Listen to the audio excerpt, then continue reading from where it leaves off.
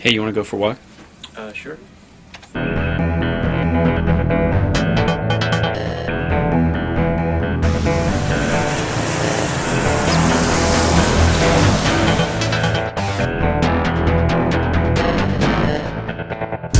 Who is Lara Croft? Maybe that's the big mystery. Adventurous, multifaceted, Elegant?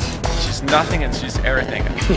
Hot cleavage? Independent, strength. Lara Croft is a pretty hot chick. What's that? What? Yeah. Yeah. Yeah. 360 really allows you to do a lot. The skin uses up subsurface scattering, which is something that we've only been able to approximate recently. So what we do is we take a rim lighting and actually bleed that in just a little bit, and we color it slightly to create that semi-translucent look. That's pretty cool. So the new movement system's been totally redesigned from the ground up. It's fluid movement. Fluid movement. So fluid movement is basically the marriage of control and animation. The terms fluid animation and responsive movement. It has up to 11 animations simultaneously, which you can have a very procedural look, even though all the individual assets were created by hand by our animators. So she doesn't control like a tank anymore, which is new. It's a little close, man. That's a wrap.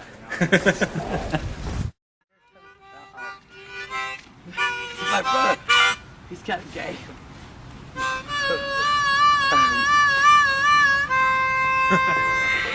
See, I didn't do the soundtrack at all. California, welcome to it. We have all these instruments and a ton of other instruments that we used in the soundtrack as well to sort of get a more live feel into it. So we managed to get a lot of the traditional themes from their old Tomb Raider games into the game as well. And the fans were very, very focused on detail. I use Nuendo, which is a sequencing program. Essentially what you see over here is sort of different channels. Got a virtual mixer here. I can sort of choose any kind of instrument I want. Out here you got my rendering farm where all the instruments are hosted. If you look at the labels on them, they say like brass and legato, string, cushion, main computer. We got all these different instruments that we pulled together in the soundtrack in order to make it very much sort of come alive. Now, what is the story for Tomb Raider Legend? Lara Croft finding out what really happened to her mom. Finding cool treasures. You have to play the game to find out. It's archaeology into Lara's past, isn't it? There was this history that her mom had died. It's Excalibur. Excalibur? Bing! Exactly. Uncovering the mysteries of Lara Croft herself. That's what Tomb Raider Legend's about. It's crazy, isn't it?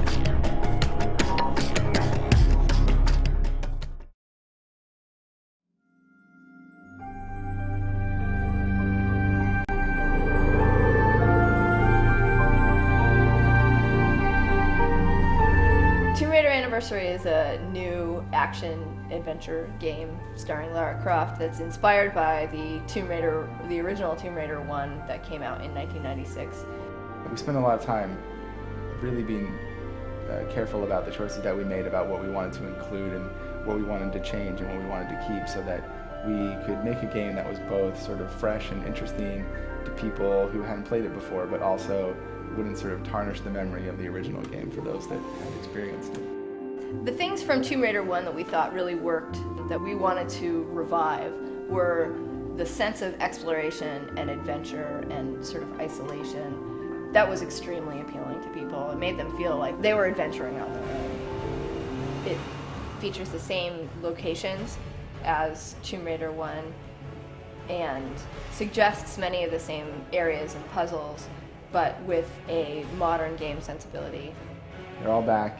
We've sort of gone through and given them huge polishing from what obviously existed in Tomb Raider 1. Our environments are incredible. Like if you compare the environments in Legend to the environments in Anniversary, you can see a huge sort of step up graphically and visually. The wolves, the bears, the bats, they're all back. Bigger, badder, scarier. We really tried to focus the game on Lara and make it about her action. I think for fans that enjoyed the gameplay in Legend and are looking for more experience along those lines, I think it's definitely something that they're going to enjoy.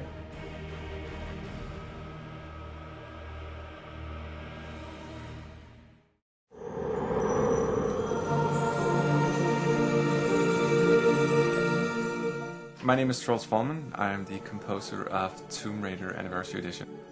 Being a composer in the games industry is a very delicate task because on one hand you gotta bring experience from the movie media and really integrate a lot of experience of that, but you also gotta understand how the game operates.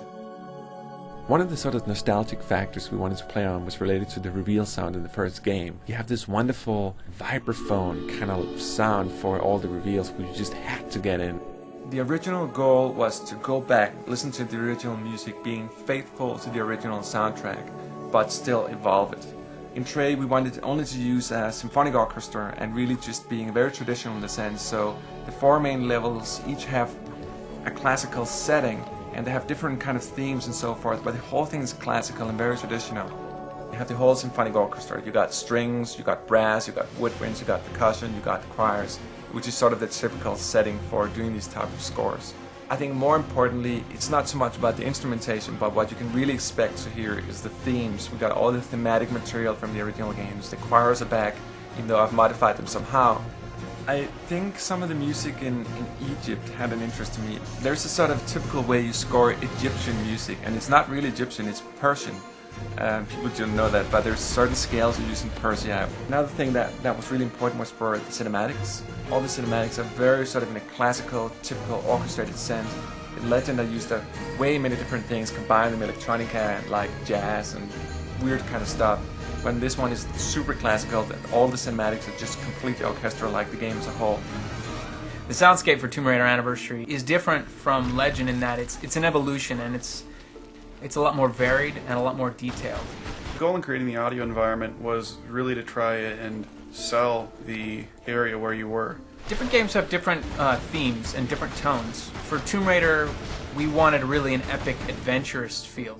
It's different from the original Tomb Raider in that the original sounds were very basic. At this point now, we can do things that the original couldn't. We have thousands more sounds than the original had. The average Lara animation probably has about as many sounds as the entire original Tomb Raider. You want those big dramatic effects and that kind of classic adventure feel. You really need to do a lot of processing and combining. Without audio, things seem dead and repetitive. All you're doing is seeing a location, and hearing it puts you in there and makes it more believable. People tend to think the game looks better the better the audio is. We're not pulling punches. We're trying to go for the full glory. We're trying to, give the player just this really satisfying experience.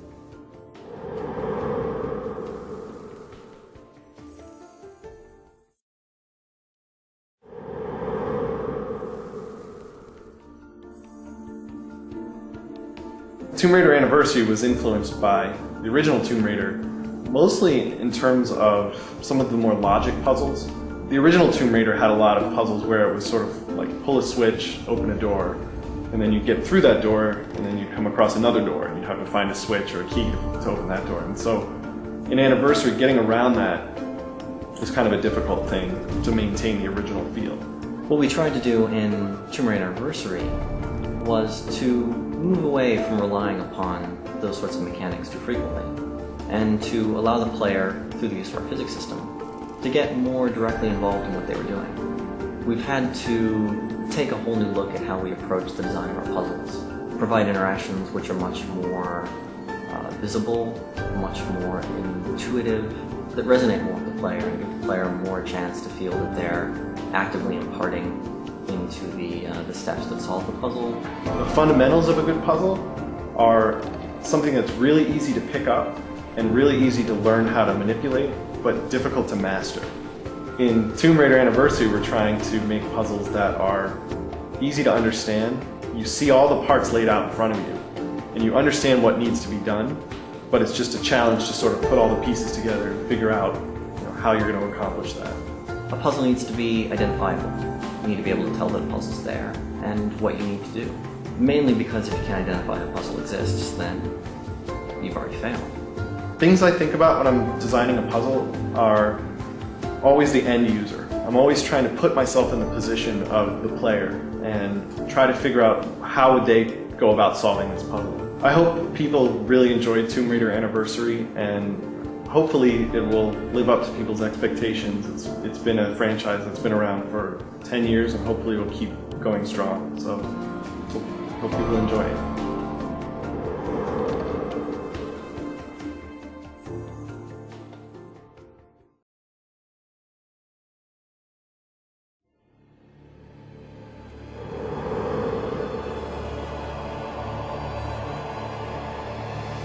The whole approach was to try to respect the original.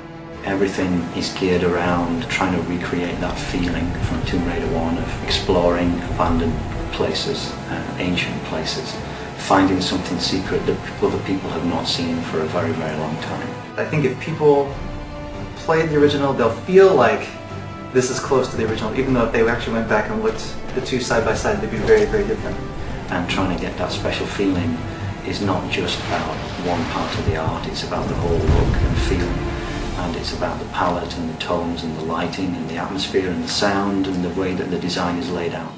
So the process was we would go through and we would make things not colorful.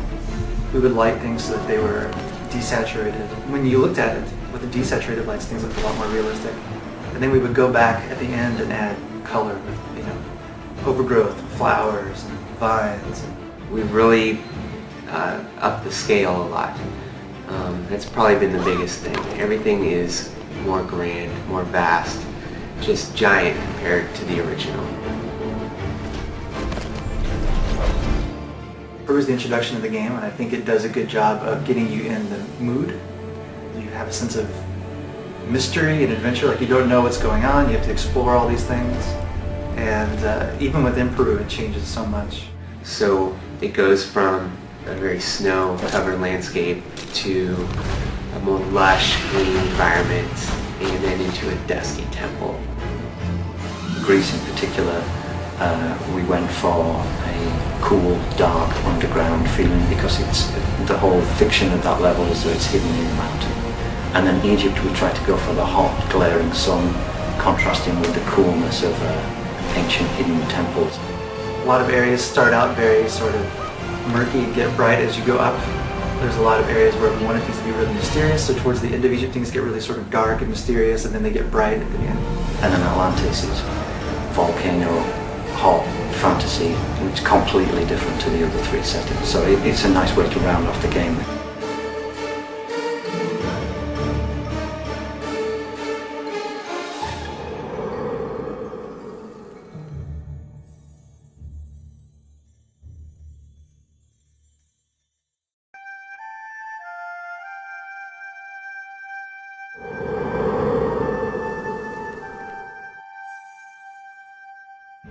The original Tomb Raider story was basically Lara Croft being hired by Jacqueline Miller to go after the Scion of Atlantis. That story is still the same in Anniversary. We just built more emotional resonance into it.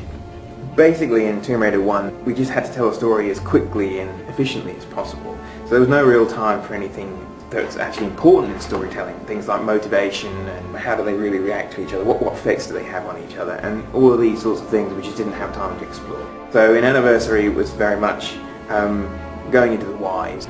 Underneath the whole idea for the story of the original Tomb Raider was the proposition that all of the ancient civilizations are linked together, that they all have so many similarities that they must have actually been birthed from a culture that came before that we just simply don't know about yet. Lara Croft was originally designed to be just this extraordinarily steely, frightening woman who was just capable of doing anything in order to achieve her goals, basically an unstoppable force. And then I wanted that kind of madness to be sort of contained behind a facade of this extremely proper Britishness.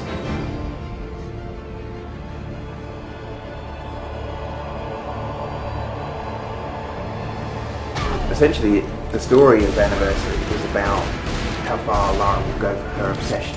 What makes Lara different in Anniversary from Tomb Raider 1 is that she actually has somewhat more to her. Now she's hard and she's driven because she has a purpose in life. There's been a real effort to be as careful as possible with it and as respectful as possible with the original. And still improve on it as much as possible. So hopefully people like it.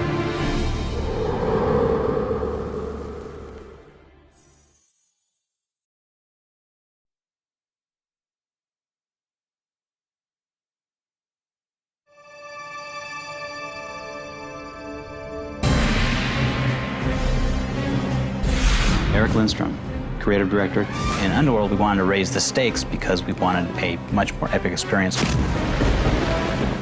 Neuburger, lead artist. The overall vision of the game is big and epic.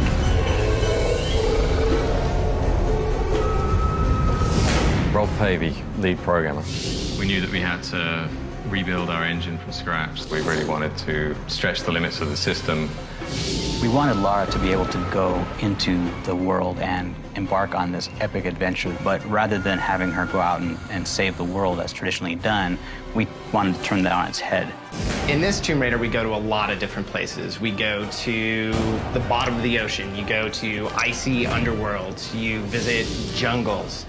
We really wanted to give a sense that she had to go all over the world to accomplish her goal. You have death-defying leaps, climbing, and probably some of the most sinister traps we've ever put in a Tomb Raider game, to really give Lara a sense that she's overcoming her biggest obstacle ever.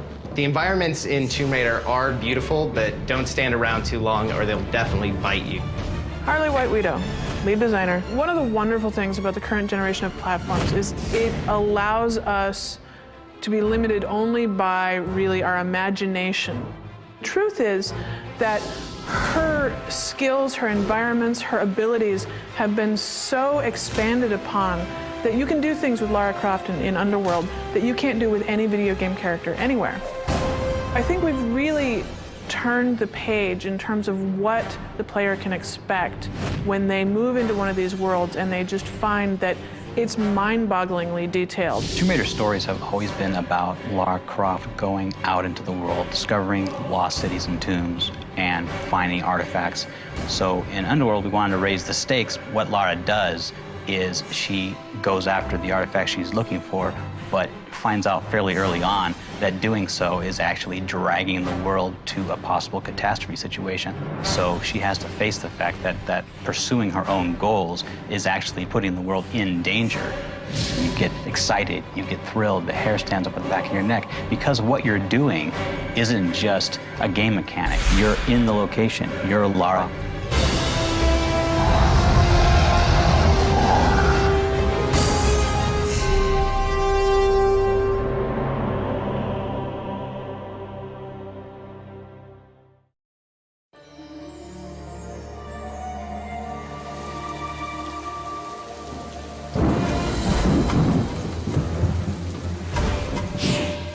Toby Gard, cinematics director. Well, I've always been interested in mythology. I think that's fascinating to try and understand why people have such similar myths and sometimes such dissimilar myths. Lindstrom, creative director. It took a lot of time to figure out what the mythology of the game should be, because it's not something to be determined in isolation. In terms of coming up with all the different places she would go, there were visual things to be considered. That leads to the mythology you would find in those places. That leads back to what locations would be affected, and vice versa. When you look back through the cultural past, there's lots of overlap of cultures prior to the point when we can know about them. We got to dig into Hindu culture in Thailand, we got to get into the Maya in Mexico, and we have all these local cultures, but then a unifying thread that leads her to all these locations is a much earlier mythology that we are saying is the Norse thread, and that was the piece that brought it all together. Various myths use different names, but they all apply to the same remnants of the ancient world.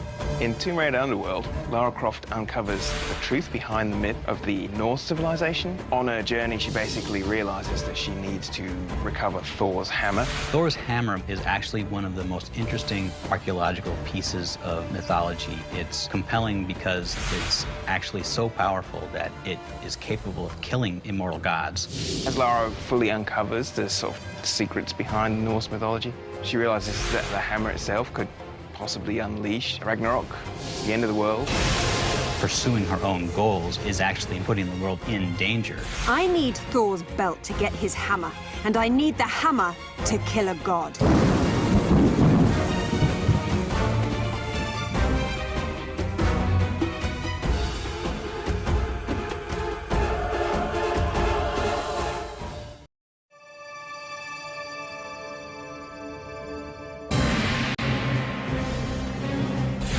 Underworld, we wanted to raise the stakes because we wanted a much more epic experience. The overall vision of the game is big and epic.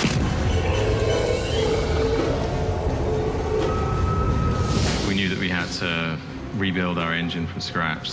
We really wanted to stretch the limits of the system. We wanted Lara to be able to go into the world and embark on this epic adventure, but rather than having her go out and save the world as traditionally done, we wanted to turn that on its head.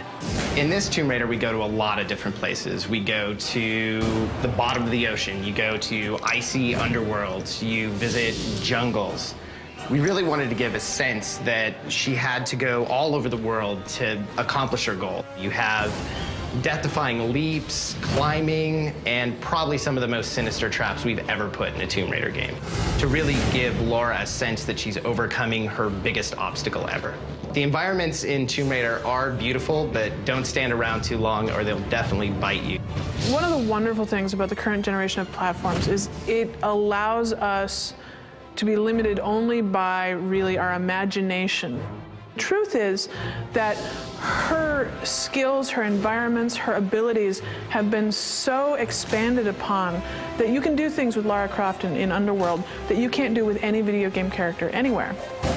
I think we've really turned the page in terms of what the player can expect when they move into one of these worlds and they just find that it's mind-bogglingly detailed. Tomb Raider stories have always been about Lara Croft going out into the world, discovering lost cities and tombs, and finding artifacts. So in Underworld, we wanted to raise the stakes. What Lara does is she goes after the artifact she's looking for, but finds out fairly early on that doing so is actually dragging the world to a possible catastrophe situation. You get excited, you get thrilled, the hair stands up at the back of your neck because what you're doing isn't just a game mechanic. You're in the location, you're Lara.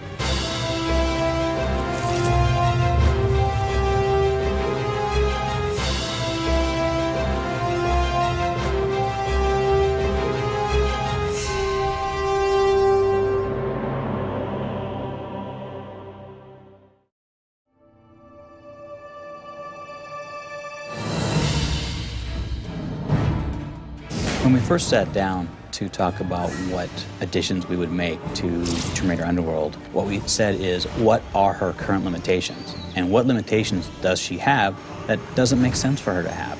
She's a very strong, fearless, independent woman who runs around out in the most dangerous parts of the world, and that was what gave rise to the concept of what could Lara do. This is the first time Tomb Raider has ever used motion capture, so Lara is definitely almost superhuman. So we had Olympic caliber gymnasts being motion captured for Lara. What could Lara do affects all of the combat decisions we made. So the first thing that we did was decide that she was going to be able to shoot at 2 different targets at the same time. We also worked on Lara interacting with the enemies, like running up and vaulting over and hitting them, or running up and flipping off and shooting them. So there's going to be a lot of nice dynamic interaction with enemies coming up. She can now balance walk on thin beams, but if she had the capacity of doing that, why wouldn't she be able to climb up onto a pole and balance walk on the pole?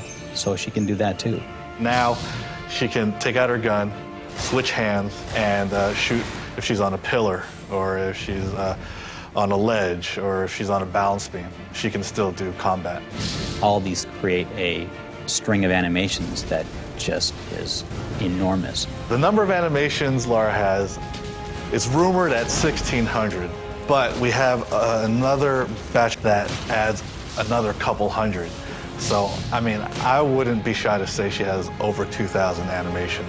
With this current generation of systems, they just make Lara all that more believable. She does really cool things, like when she walks through bushes, she'll push them out of the way. So it's very contextual. It makes her seem like she's a part of the environment. She's very much alive.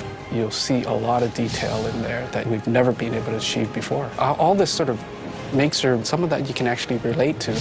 The player will actually feel like they're a part of this world. And I think for new players, it's that sense of discovery that they're going to find in this game, which is really exciting.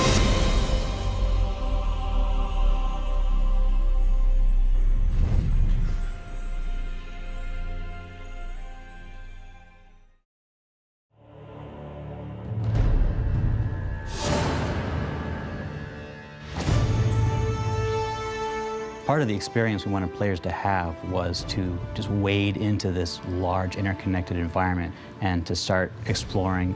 The biggest improvement was make the environments interact with the player. We don't want the environments to just be this big, empty, dead space that you're in. We want the environments to be part of the challenge and also part of the reward of what you're doing in the Tomb Raider game.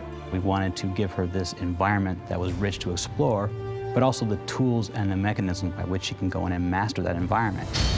In this game, we really wanted to stray away from the linear path. We really wanted the player to have some choice, just like in the real world. You can move objects through the world. Her grapple now isn't just a way to swing from A to B, but you can climb with it, you can swing with it, you can go to the wall, you can rappel up and down. Her ATV has been revamped so that it can do everything you would expect of a vehicle like that. It can make jumps longer, it can go much faster. You can use it to knock things down. You can use it to squish enemies. The way we made exploration, as far as the environments go, feel more real and believable is just detail. Every square inch of the game has what you'd expect to see. You really aren't just in an environment, you're part of an environment, and using the environment to your advantage is the goal. It is the puzzle. It is what you're trying to solve.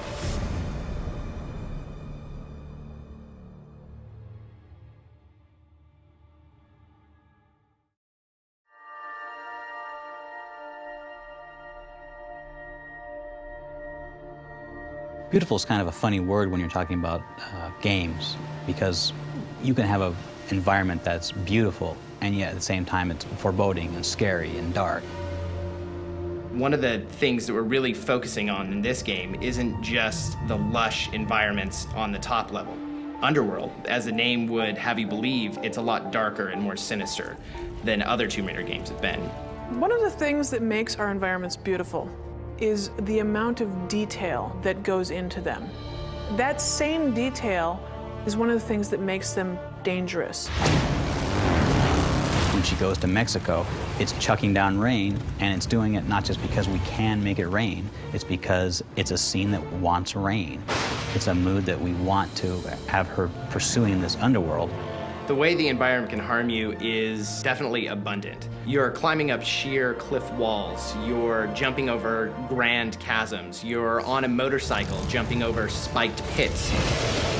Cryptids are creatures which exist in mythology, and so we have combined that mythology with some of the mythology about some of the deepest underworlds that she visits to get some very, very scary creatures. For example, in Thailand, you will encounter these creatures called nagas, and they are intelligent lizards that can climb on walls, they can spit poison, and band up to come after you. The giant spider. This is a spider which, after many, many millions of years of exposure to some of the forces that create these deepest underworlds, has become gigantic and albino. It's a really scary thing to encounter in a dark tomb. Then there's the class, which are the foes that transcend the natural boundaries of the world. And to have our environments detailed, be able to come out and be greater participants in the creation of that emotional experience is one of the more exciting things about Next Gen.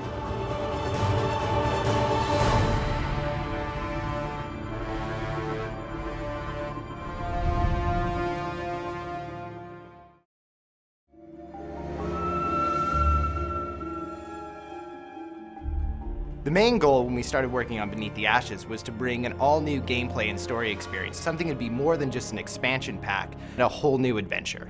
The story in Beneath the Ashes starts with Lara finding a document that her father had written about an artifact that he had hidden away. In order to find this artifact, she has to travel back to the remains of Croft Manor and dig even deeper into her father's past. Our main goal on Beneath the Ashes was to create a new adventure for Lara, in this case a medieval dungeon for her to explore. We wanted to have each area have its own unique feel. It's really inspired by medieval, spooky, scary kind of horror vibe. We actually did a lot of reference research looking at torture devices. To me, the thought that there's this large labyrinth beneath the house is unsettling. If it was under my house, I would move. You know? I think what people are going to like most in Beneath the Ashes, other than it looks great, is the new puzzles. The new puzzles are some of the most involved puzzles that we have. It really takes everything Lara has and puts it to use. We really wanted to take some of the systems from Tomb Raider Underworld, like the grapple, and really expand upon what you could do with it. Since it's a more focused project, we've really been able to focus on the details, not only with the aesthetics, but also with the interactivity and dynamics of the environment. My absolute favorite area of the dungeon is right up top in the center of the main dungeon itself, where there's sunlight streaking in and a very sharp contrast with darkness in the corners. There's spider webs everywhere, which is totally creepy. And you just get this impending feeling that no one has touched this area in so long, and it's extremely mysterious.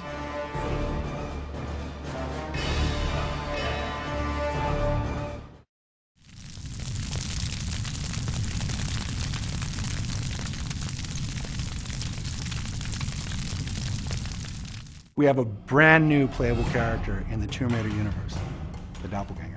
In Lara's shadow, the Doppelganger completes her original mission and becomes the instrument of ultimate revenge. She's originally the Doppelganger of Lara, but she's also much more powerful and much more dynamic and much tougher and in some ways much more vicious.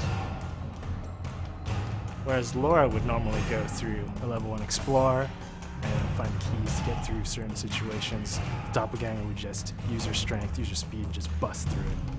Also, we've taken her combat.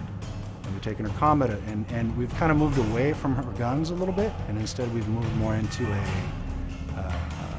more of a melee kind of an arena. We could crank up her speed, we could make her much, much faster. The environments are huge, the environments are very dangerous, the environments are alive, the environments are vibrant. Some of the most successful spaces in Tomb Raider Underworld were the big cavernous underworld spaces.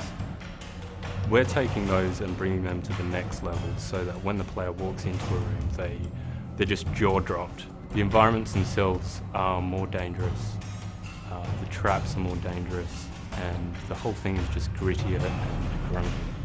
There's a lot more physics-based, a lot more, I guess you can say, moving pieces. So the world feels a lot more alive and definitely a lot bigger because the Doppelganger can move quicker and jump higher, jump farther. So when you actually go into these levels and you walk into it as the Doppelganger, you actually see this grand scale of everything. You're just like, whoa, lots of stuff going on, motion everywhere, and it just feels exciting.